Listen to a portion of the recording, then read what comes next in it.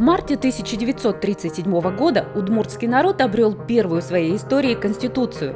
Событие в корне изменило правовое положение Удмуртии и позволило ей выйти из состава Кировского края. Второй чрезвычайный съезд Советов Удмуртской ССР принимает нашу первую конституцию. Она была на русском и удмуртском языке, она обсуждалась и на русском, и на удмуртском языке, и была утверждена 14 марта 1937 года. Комиссия по выработке проекта Конституции работала с 1936 года. 11 февраля года следующего его утверждают, поручая партийной группе опубликовать его в печати и организовать всенародное обсуждение.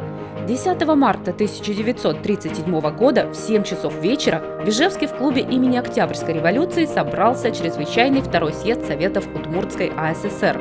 Доклад о проекте Конституции зачитывал председатель Центрального комитета и Совнаркома товарищ Иванов. Удмуртия объявлялась социалистическим государством рабочих и крестьян. Удмуртский язык наравне с русским признавался государственным. Трудящимся гарантировали право на труд и отдых, на образование, на спокойную и сытую старость. Пообещали свободу слова, печати, собраний и митингов, неприкосновенность жилища и тайну переписки. И там как раз наш парламент впервые прописан как Верховный Совет Удмуртской ССР.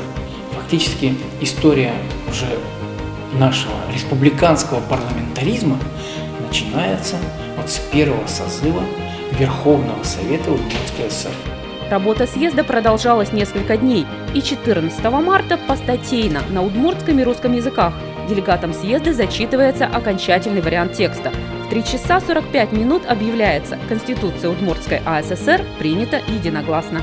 Хотите знать больше? Оставайтесь с проектом про 100 лет Удмуртии.